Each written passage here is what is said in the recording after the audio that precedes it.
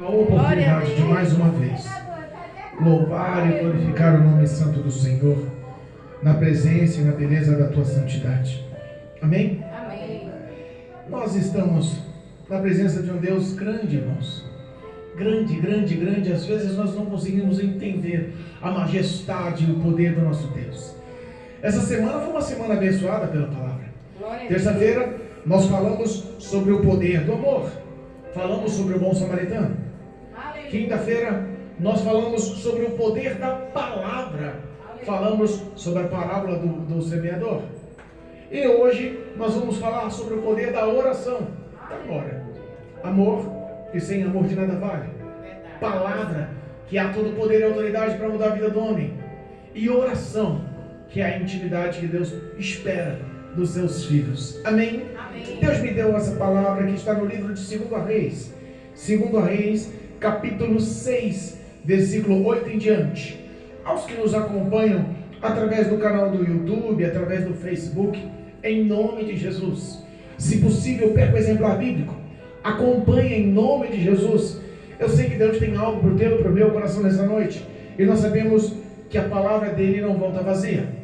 É fiel, tem poder de trabalhar em nosso coração e transformar a nossa vida, fazendo-nos melhor perante o Senhor. Amém? Amém. Louvado seja Deus. 2 Reis, capítulo 6, versículo 8 em diante. O tema da leitura: Eliseu adivinha os conselhos do rei da Síria. Amém? Deus, amém. Amém? Todos acharam? Amém. Está todo mundo craque na Bíblia, hein? Glória a Deus, amém? Versículo 8 diz assim a palavra do Senhor: E o rei da Síria fazia guerra a Israel, e consultou com os seus servos, dizendo: em tal e em tal lugar estará o meu acampamento.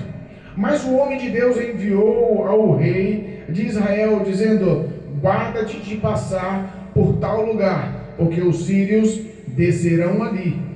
Pelo que o rei de Israel enviou àquele lugar, de que o homem de Deus lhe falara e de que tinha o avisado, e se guardou ali, não uma nem duas vezes. Então se turbou com este incidente o coração do rei da Síria, e chamou os seus servos e lhe disse: não me farás saber quem de nossos é pelo rei de Israel? E disse um dos seus servos: não, ó rei, meu senhor, mas o profeta Eliseu, que está em Israel, faz saber ao rei de Israel as palavras que tu falas na tua câmara de dormir. E ele disse: vai e vê onde ele está, para que eu envie e mande trazê-lo. E fizeram-lhe saber, dizendo: eis que está em Dotã. Então enviou para lá cavalos e carros e um grande exército, os quais vieram de noite e cercaram a cidade. E o moço do homem de Deus se levantou muito cedo e saiu. E eis que um exército tinha cercado a cidade com cavalos e carros. Então o moço lhe disse: ai, meu senhor, que faremos? E ele disse: não temas, porque mais são os que estão conosco do que os que estão com eles. E orou Eliseu e disse: Senhor, peço-te que abra os olhos para que veja. E o Senhor abriu os olhos do moço e viu, e eis que o monte que estava cheio de cavalos e de carros de fogo em redor de Eliseu. E como desceram a ele, Eliseu orou ao Senhor e disse: fere, peço-te, esta gente de cegueira. E feriu-a de cegueira, conforme a palavra de Eliseu.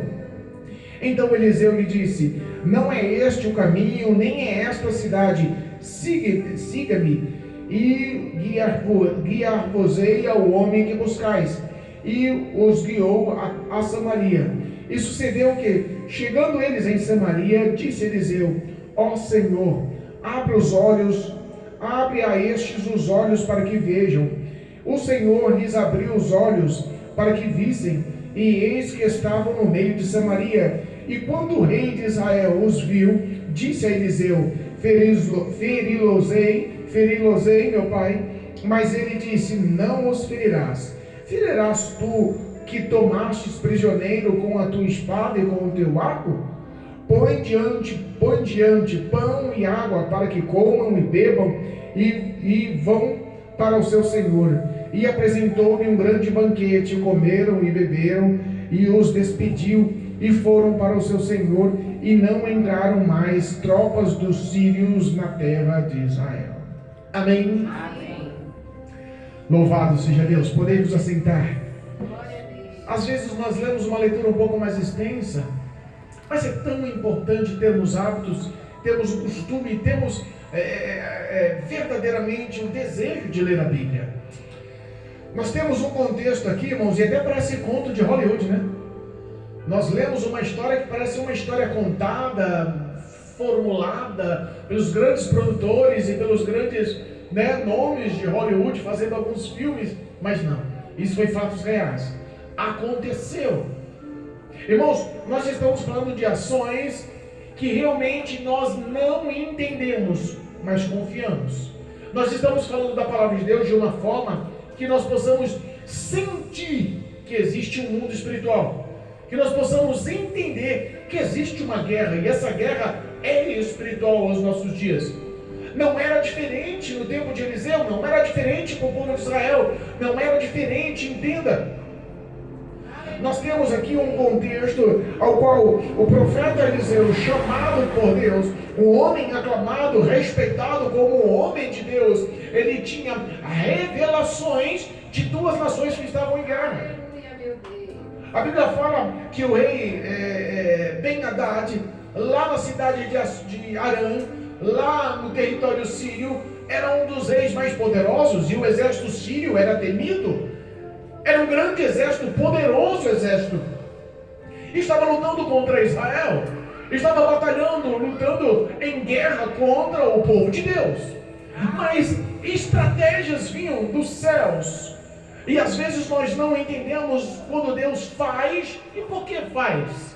Porque aos nossos olhos nós entendemos o seguinte: Deus revelava os planos do rei Ben-Hadad, do rei da Síria, contra o rei de Israel. Em uma batalha assim, é um conjunto militar, uma organização que projeta e formula estratégias de batalha e de guerra contra o seu adversário. Mas a Bíblia fala que todas as estratégias de guerra, todos os pontos e todas as estruturas montadas pelo rei da Síria contra o povo de Israel era revelado a Deus, era mostrado, aliás, era revelado a Eliseu, mostrado por Deus. E se nós paramos para entender, parece que quando o homem é profeta e é usado por Deus, e ele obedece fielmente o que Deus fala, parece que as coisas ficam mais difíceis para o homem de Deus. Você já viu algum profeta que vive na verdade, que vive na presença do Senhor, vivendo as boas feitorias sem nenhum tipo de luta? Porque para ser crente é duro, para ser crente é perseguido, para ser crente é pisoteado, é apontado. As coisas de Deus realmente têm uma repercussão no mundo espiritual. A Bíblia fala que Deus falava a Eliseu: fala lá para o rei de Israel que eles estão projetando em tal e em tal lugar, formar emboscadas, montar acampamento e formar uma estrutura para combate. Avisa para o rei de Israel para eles se precaverem. E isso aconteceu, não foi uma nem duas vezes, a ponto do rei Ben-Hadad, a ponto do rei da Síria parar e desconfiar: tem alguma coisa errada. Tem alguma coisa errada. Tem alguém do nosso povo que está ou passando informações para os israelitas, ou tem algum espião de Israel em nosso meio. Mas alguma coisa está acontecendo, porque eles estão levando as nossas informações, levando o íntimo das nossas conversas diretamente para o rei inimigo, para o rei de Israel. O que está acontecendo? Alguém vai me fazer saber o que está acontecendo, quem é o delator, quem é que está falando. Às vezes nós não entendemos, mas espiritualmente existe uma batalha e Deus sempre nos avisa, entenda. A palavra sempre nos avisa. Deus mostra claro que nada acontece com os seus antes que Deus os mostre, antes que Deus nos avise. Às vezes nós não entendemos na hora, ou às vezes até por não entender, não acreditamos. Mas quando Deus fala com a gente, né, Raíssa? Umas 2 semanas antes, Deus falou: olha, toma posição, porque Deus vai cobrar de você, vai exigir postura espiritual. 2 semanas depois, ó, Deus já exigindo. Poder da palavra. E Deus honrou. Poder da palavra, e Deus honrou. Mas foi fácil a luta? Ou guerra difícil? Principalmente quando mostra quem nós amamos, quem nós priorizamos em situação delicada que não cabe, que sai das nossas forças para dominar e mudar o cenário. A história era a mesma. Eliseu recebia de Deus as revelações e falava para o rei de Israel. Mas o rei da Síria desconfiou de alguma coisa errada. Que história é essa de todos os nossos planos, eles sabem? Que história é essa de tudo que a gente projeta, eles sabem? Que história é essa de quando tudo que a gente procura formular a batalha, eles estão precavidos? Eles estão sabendo? Deus batalha em nosso favor e às vezes nós nem enxergamos. Às vezes nós nem conseguimos assimilar que isso é uma batalha espiritual. Às vezes nós encaramos como luta, como processo, como provação, como sofrimento, como dor. Alguns dizem que é destino, mas nós sabemos que é espiritual. A Bíblia fala que quem é espiritual não entende o que é espiritual. Quando nós priorizamos as nossas histórias, os nossos contextos, a nossa intimidade, a nossa família, a nossa vida, o Evangelho, pode ter certeza que estamos numa batalha espiritual. Mas um dos sírios, um dos aconselhadores, um dos que estavam ao redor do rei, falou: não, rei, não pensa assim não, aqui não tem ninguém delatando, aqui não tem nenhum infiltrado, não tem nenhum espião, não tem nenhum dedo duro não. O que está acontecendo é o seguinte: quando nós falamos, quando há reunião, quando o senhor está lá na câmara de dormir, lá no seu quarto, projetando com os principais dos exércitos, existe um que sabe tudo o que o senhor fala no oculto. Esse homem é um profeta chamado Eliseu, está lá na terra de Israel. Aleluia. Mas como é que ele sabe? Eu não sei, mas ele sabe. Porque quem é carnal não entende. Quem é carnal só sabe que é carnal. Que história é essa que está adivinhando? Que história é essa dos problemas? Que história é essa das dificuldades? Se nós fôssemos carnal, todas as vezes que nós fomos iniciar um culto aqui, essa rua está numa batalha, está espiritualmente de um lado para o outro com uma prova tremenda, barulho, criança, carro, moto, cachorro, é espiritualmente uma batalha para pregar o Evangelho. Mas entenda, quando nós começamos a levar os louvores, as orações, e chega na palavra, está todo mundo atento ouvindo, mesmo que seja nas suas casas, porque a batalha já foi vencida. Nós estamos vivendo espiritualmente. Talvez não conseguimos assimilar, mas entenda que a partir de agora você está numa batalha. E eles falaram: quem é esse Eliseu? Que história é essa de estar sendo revelado para ele? Como ele sabe? Faz o seguinte: procura saber aonde esse homem mora. Procura saber que local que ele está. Eu vou enviar gente para buscar ele. O projeto dele era matar Eliseu. O projeto de Satanás é matar o profeta. O processo de Satanás é matar o cristão fiel, o crente verdadeiro. E aí um levanta e fala assim: olha só, eu sei onde ele mora. Ele mora numa cidade lá, nas cercanias lá de Samaria, numa cidadezinha chamada Dotã. Pois bem, vamos arrumar uma para ele. Porque o diabo projeta contra a tua vida. Formula ciladas. Formula armadilhas. O projeto é calar. O projeto é parar. O projeto é que você abandone o ministério. O projeto é te ferir de tal jeito que você não consiga mais se levantar. O projeto do diabo, verdadeiramente, é praticar a condenação, que ele já está condenado. Esse é o projeto do inimigo. Mas nós sabemos que nós não estamos sós. Eliseu sabia que mesmo sendo usado na revelação entregue ao rei de Israel, ele não estava só, e não interessa o que poderia o diabo tentar formular contra a vida, não interessa a armadilha que o diabo tentaria formular contra ele. Ele sabia que não estava só.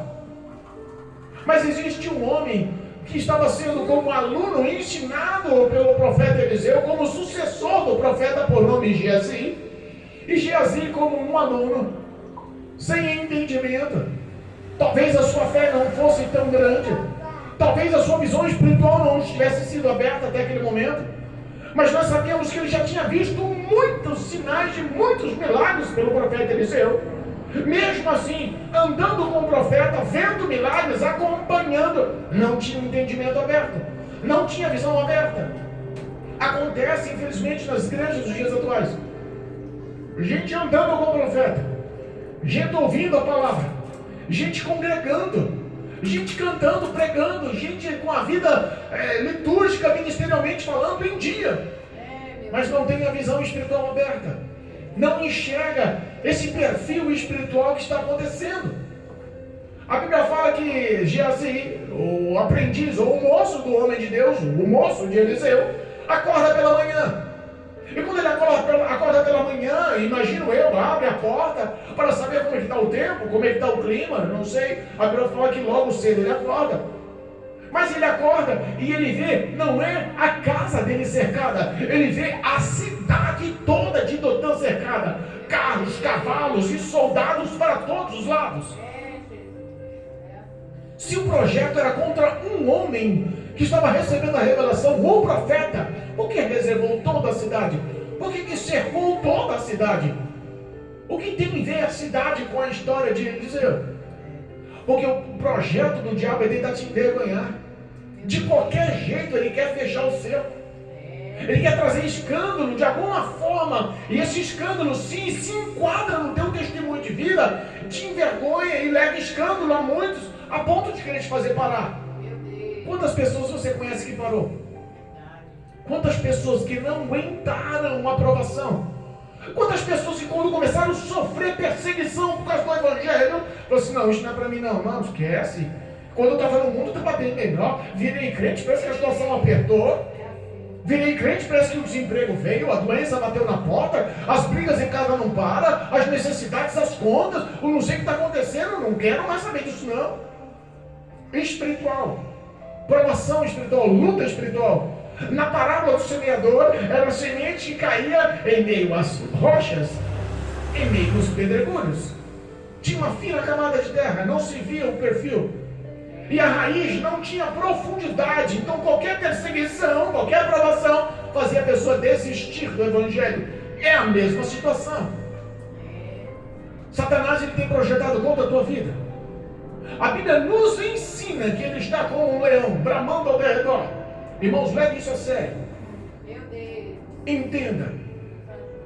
Nós temos a nossa perspectiva humana, carnal, de pensar e de analisar que o inimigo é mais poderoso. Não é.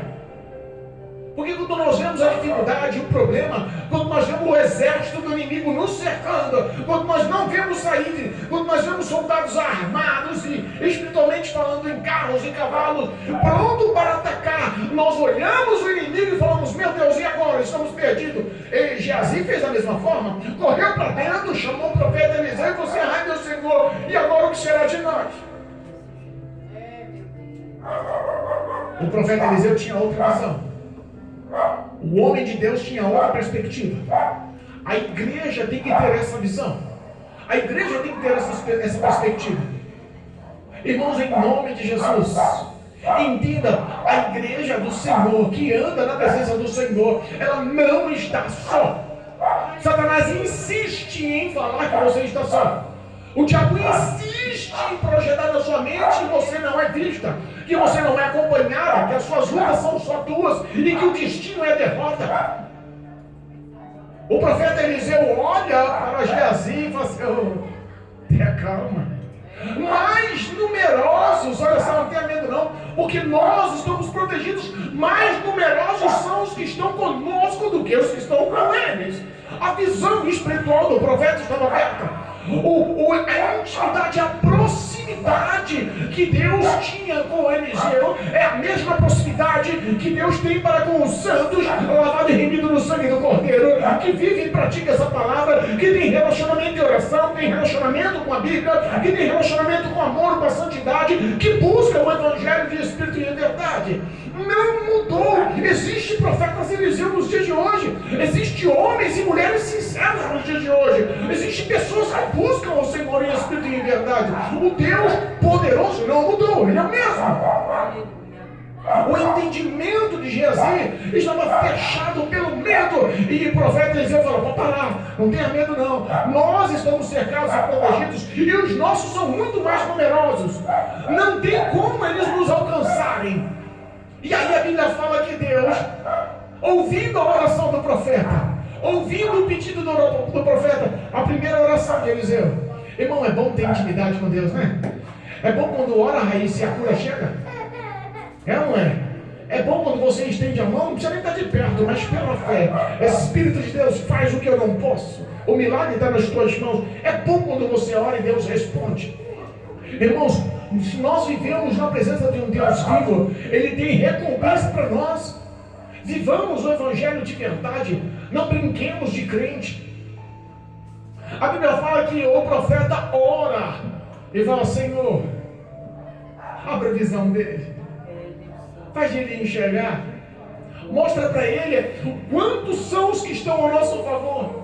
E a Bíblia fala que Deus ouviu dos céus a oração, e ouvindo a oração responde e faz o que o profeta falou. Irmãos, coisa gostosa é ter a resposta de Deus, irmãos. A Bíblia nos ensina lá em Salmo 37: deleita-te no Senhor e Ele concederá o desejo do teu coração. Tem uma vida de santidade, os seus pedidos vão ser santos. Tem uma vida santa, os seus pedidos vão ser aprovados por Deus. Tem uma vida genuína de cristão, com um amor genuíno, com justiça genuína, com verdade genuína, e Deus vai conceder o que está no teu coração. A Bíblia fala que os olhos de Geazi abrem. Abrindo, ele volta lá fora e começa a olhar. Tem carro e cavalo de fogo para tudo quanto é lado. É muito mais numerosos que estão conosco do que os que estão com eles. Eles podem ter um exército grande, mas o nosso é muito maior. Não tem como eles nos atacarem. Não tem como eles chegarem em nós. Aí a Bíblia fala que aquele exército decide entrar, decide atacar, decide exercer um plano projetado. Sabe que demônios recebem ordens? Sabia que existe uma hierarquia militar maligna, demoníaca? Sabia que no mundo espiritual, demônios, eles recebem ordem dos seus superiores para o momento de atacar, para o momento de enfrentar, para o momento... Existe uma ordem militar. E a Bíblia fala que aquele exército decide atacar, decide invadir, decide tomar Eliseu à força, Geazi à força. Mas mais uma vez Deus ouve a oração do profeta. Quando você tem intimidade, ora e sabe que Deus vai responder, não interessa o que o diabo projeta. Como um pássaro escapa do laço do passarinheiro, assim escapa o crente das mãos do inimigo. Ele, sabendo que o exército que estava com ele, irmã Silvia, se eu tenho muito mais soldados, carros e cavalos de fogo ao meu favor do que eles, ele poderia orar o seguinte: Senhor, não deixa que nenhum deles chegue a mim, que os meus soldados, os carros e cavalos de fogo destruam todos eles. Poderia ou não poderia? Mas o coração de Eliseu estava focado no amor. Amor contra o inimigo. Dá para entender isso ou não? Dá para entender que os que te perseguem, que querem o mal, você ama, expressando não só com palavras, mas com atitudes. Porque quando você realmente pratica o amor, não há poder, não há força maior do que o amor para mudar a vida de quem está contra você. A Bíblia fala que ele orou e em vez de falar mata todo mundo, ele ora e fala: Senhor, fere de cegueira esse povo. E Deus mais uma vez atende a oração. Deus não abandona em qualquer momento, né? Imagina se Deus fosse assim: não vou servir não. Imagina Deus fosse assim: não vou responder essa oração não. Imagina se Deus fosse assim: quer saber uma coisa? Se vira aí, já respondi uma oração hoje, fica outra para amanhã. Mas a fidelidade de Deus não falha. É no seu momento de angústia, é no seu sofrimento, é na sua dor, que quando você clama, abre o teu coração e conversa e te entregue ao Senhor em oração, a resposta vem, irmãos. Creia em nome de Jesus. A resposta vem. A Bíblia fala que no momento da angústia que ele se mostra e que ele se apresenta pertinho. Ele quer que você entenda que todas as provações que você passa não são para a morte, mas são para a glória de Deus. E tudo tem um propósito de nos limpar, nos lapidar, nos purificar, de fazer uma Silvia melhor. De fazer um Marcelo melhor, uma Mara melhor, uma Raíssa melhor, a Luana melhor, de fazer a pastora Jacira melhor, a minha esposa melhor, de fazermos melhor. Tudo contribui para o bem daqueles que amam a Deus. Tem alguém que ama a Deus aqui? Porque se nós entendermos esse contexto espiritual, nós vamos saber que as nossas orações são ouvidas, e se elas são ouvidas e são verdades, o Senhor há de nos responder. Todo o exército sírio que cercou, não foi a casa dele não, que cercou a cidade inteira de Dotã, ganhou cegueira, perdeu a visão. Imagina um monte de carros e cavalos e soldados vindo ao combate, vindo na tua direção e de repente perde a vista. Ele poderia aproveitar na hora, está todo mundo cego, vou matar todo mundo com as minhas mãos. Agora ninguém pode se proteger. Vou furar com espada uma aqui, vou perfurar com a lança lá, eu vou tacar fogo e tudo. Poderia ou não poderia? Mas o coração de um homem de Deus, o coração de uma mulher de Deus, não está focado na vingança, irmãos. A vingança pertence ao nosso Deus. Nós temos que ter um coração focado em amar e perdoar. Glória a Deus. Já tem uns dias que Deus está me cobrando uma palavra sobre perdão. Quem sabe no culto de doutrina vem uma palavra de perdão, né? Doutrina passada foi amor, culto de libertação, o poder da palavra. Hoje estamos falando sobre o poder da oração. Quem sabe não vai entrar a próxima palavra aí sobre o perdão? Aleluia, meu Pai. Irmãos, perdoar inimigo é a coisa mais difícil que tem. Se algum crente bate no peito e fala, é tiro de letra, é facinho, está mentindo.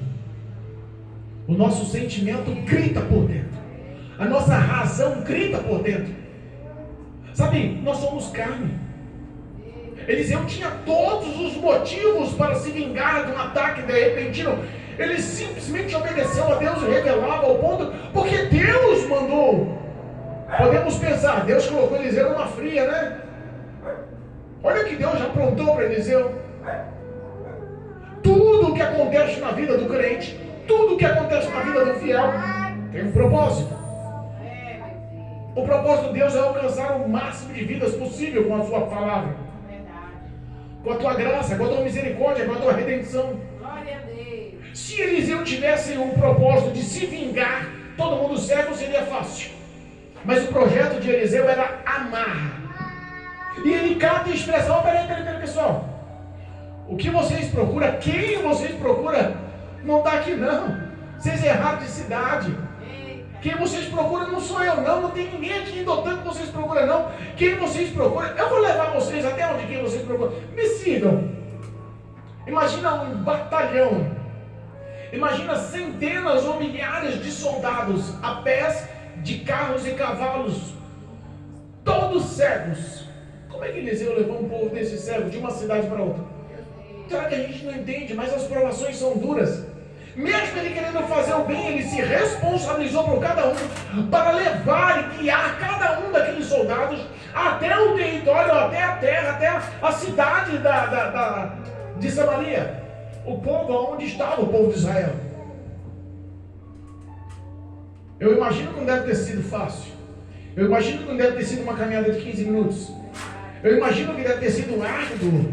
Eu imagino as necessidades, as dificuldades. Eu imagino como seguia carros, centenas de carros, de cavalos, cego. Eu imagino que a dificuldade foi intensa, mas o projeto dele de abençoar e honrar aquele povo, vale a pena o esforço.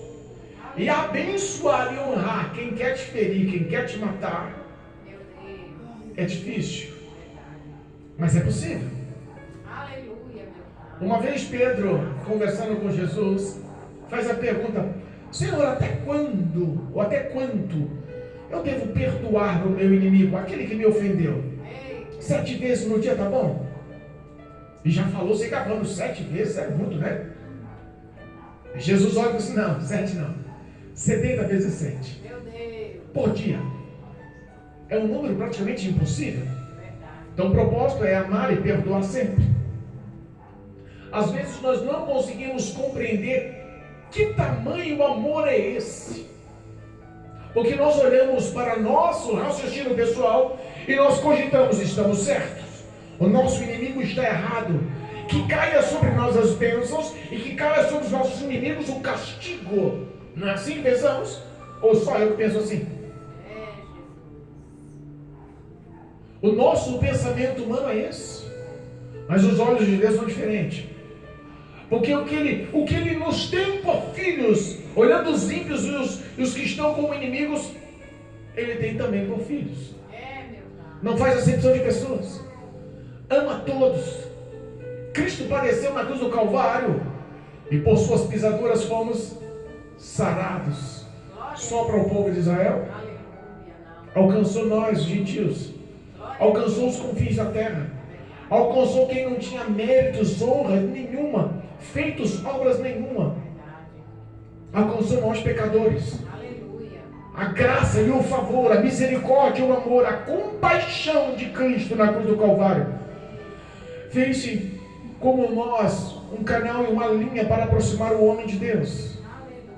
A condenação que era certa para nós recaiu sobre ele.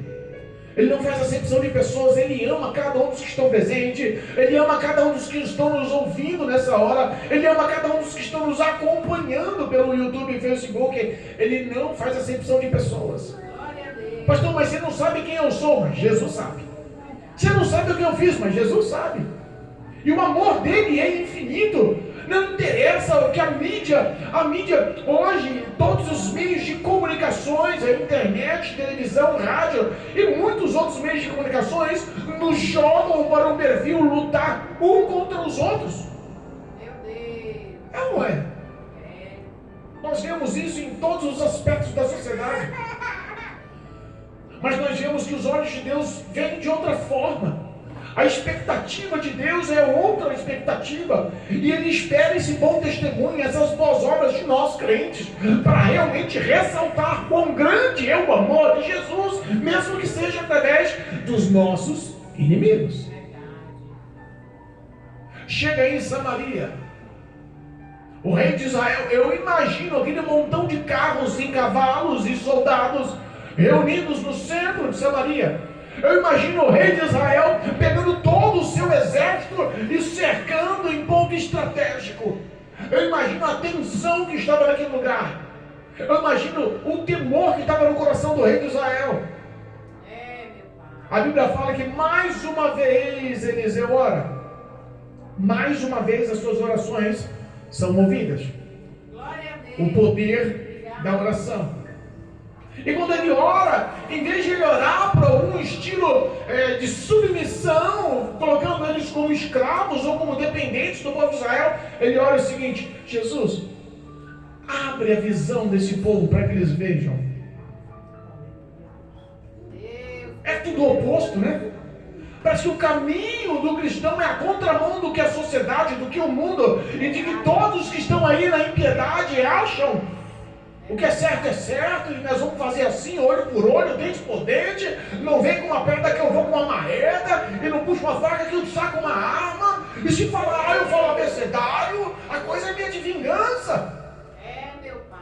E aí vem o crente, intitulado muitas das vezes como bobo. Por cuidar de muitas pessoas, Mara, já foi nomeada de boba? É o crente. Nós vivemos esse mundo espiritual. O rei de Israel, sem entender, olha para o profeta Eliseu e fala: e agora? Vamos ferir? Vamos matar todo mundo? Eles estão cercados, eles estão enxergando. Agora é o momento da gente se vingar. O profeta Eliseu fala: não, de forma nenhuma. Eita Jesus, aleluia. A visão do carnal é uma, a visão do espiritual é outra. De forma nenhuma. Eles são seu prisioneiro. E você costuma matar covardemente os prisioneiros a fio de espada ou a flecha. Esse é o que está no teu coração. É o seu desejo. É o que está projetando o teu coração contra eles. Pois bem, faça ao contrário. Conversão. Atitudes e conversão. Quando a gente olha para o crente e fala assim: esse crente é convertido, esse se converteu. O que a gente entende como conversão? A conversão nada mais é de que as nossas obras, os nossos feitos que eram maus, errados, negativos, malignos, sejam transformados para obras feitas e ações boas, de compaixão, de misericórdia e de amor. Um homem desse é convertido. O rei de Israel não tinha esse relacionamento com Deus. E o projeto dele era matar os inimigos. Vamos matar? Fala para mim, Eliseu. Projeto aqui, eu posso espetar a espada, eu posso atirar a lança. Eliseu fala: de jeito nenhum. É, meu Deus. Esse povo está com fome. A caminhada de Dotã para Samaria foi difícil. Está todo mundo esgotado, com sede, com fome. Está todo mundo abatido. Faz o seguinte, dá o que comer, o que beber para eles. Aleluia, meu Pai. Em algumas interpretações bíblicas, dizem que eles comeram e beberam até se fartarem. Eita, Jesus. Cansados, fadigados, com sede, com a barriga roncando, limitados, fragilizados, com medo. O pensamento dos soldados naquela hora era o seguinte: morremos, caímos numa emboscada e nem entendemos como. Estava todo mundo bem, atacando o inimigo, de repente todo mundo perde a visão, e quando recobramos a visão, estamos cercados em outra cidade. O que está acontecendo? Agora nós vamos morrer. Mas de repente o amor fala mais alto. De repente a compaixão fala mais alto. Glória a Deus. E entenda uma coisa, irmãos. Toda vez que você trabalha para os céus, eu costumo dizer que nós temos um patrão extremamente fiel. Se você pratica o amor, realmente a tua atitude de amor volta para você. Já ouviu falar que o que se planta colhe? Tem muita gente vivendo caos, porque se olha para si. Tem muita gente plantando vento e achando que não vai colher tempestade. Tem muita gente achando que a força dele é suficiente, que a intelectualidade dele é suficiente. Tem muita gente achando que a fama dele é suficiente, que o dinheiro dele é suficiente. Está plantando vento e não sabe o tamanho da tempestade que vai colher. Plante a misericórdia. Plante o perdão. Plante a compaixão. Plante o amor. Mas pastor, é meu inimigo, falou mal de mim, projetou contra mim, me apontou, quis me denegrir, quis me defamar. Eu sou vítima, eu estou com a razão. O meu projeto é se vingar. Não. Ama ele. Ora por ele. Abençoa ele nas suas orações. Intercede. Espírito Santo, no passado eu era igual, ou pior. O Senhor teve misericórdia de mim, me transformou, cancele. Tenha misericórdia dele. Aleluia. Muda a vida dele. Converte ele. Liberta ele. Salva ele. Cura ele. Levanta ele. Comece a orar pelos seus inimigos. Libera perdão. O Espírito de Deus conta com esse tipo de ação para os crentes nos últimos dias. A Bíblia fala que eles comeram, beberam e se fartaram, sem entender. Estavam todos sendo bem cuidados, sem entender. Estavam cercados por crentes, cheios de compaixão. Aleluia. As pessoas às vezes olham para a gente e falam assim: ah, esse daí é fácil de rotularem, né? Olha principalmente para os pastores, para todos os pastores rotulam: esse é ladrão. Não é assim? Ganhamos rótulos de todos os jeitos. Ganhamos rótulos de todos os tempos, em todas as épocas. Mas nós sabemos que o nosso Deus, que nos chamou para a verdade e para a justiça, que nos nomeou para dar frutos e esses frutos permaneçam, Ele também nos chamou para viver a compaixão e a misericórdia. Glória a Deus. Sabe que tem batalhas que parece que a gente vai perder, e Deus dá estratégia para vencer através do amor. Aleluia. Deus me fez lembrar um testemunho. Ultimamente eu estou contando os testemunhozinhos, né? Eu ouvi esse testemunho hoje, eu quero repartir com os irmãos. Aleluia. Coreia do Norte. Um país onde o comunismo habita. Um país onde um homem imperialista dita todo tipo de maldade. E uma das principais crueldades é a perseguição ao cristianismo. Prenderam uma família que foi achada por Cristo. Foi salva em Cristo Jesus.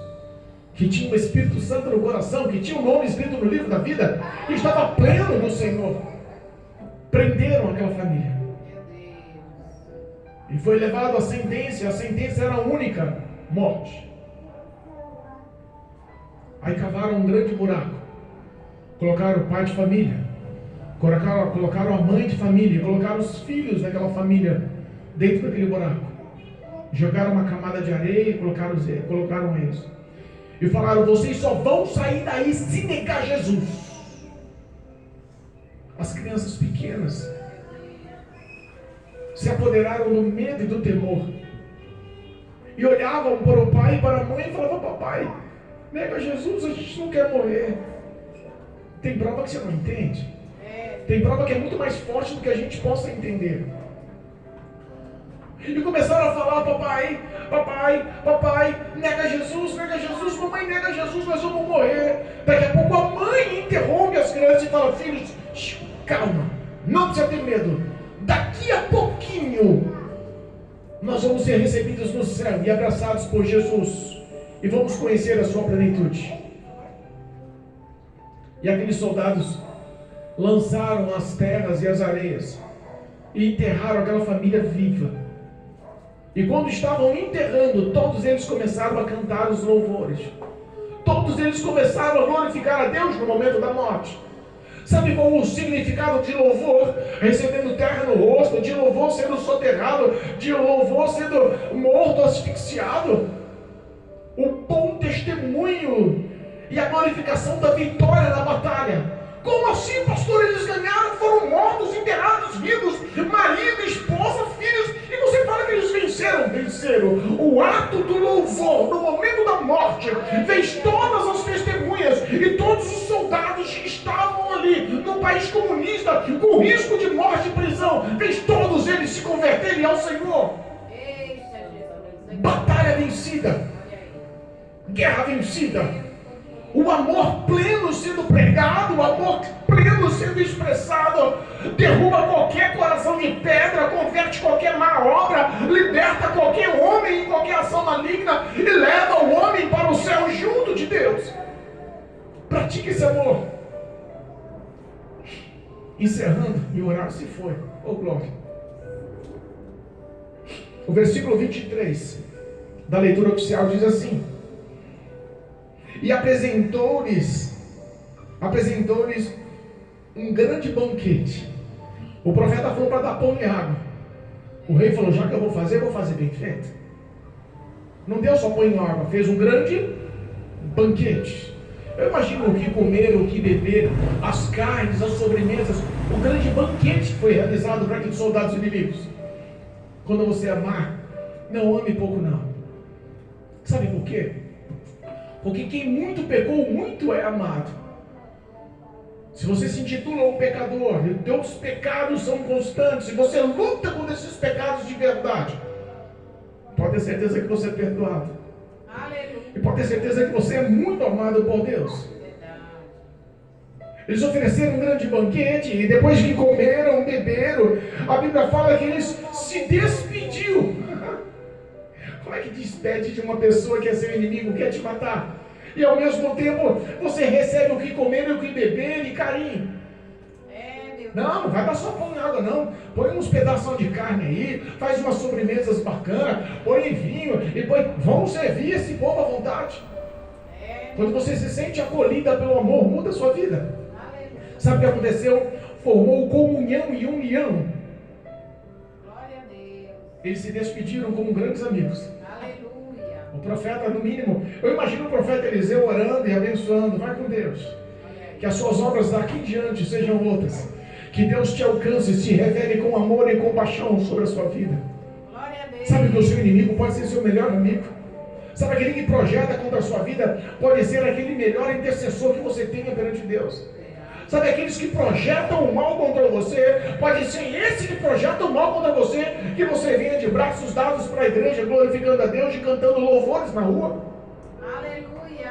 Pode ser esse que vai sentar do seu lado no banco e te ajudar no aconselhamento no teu momento de dor.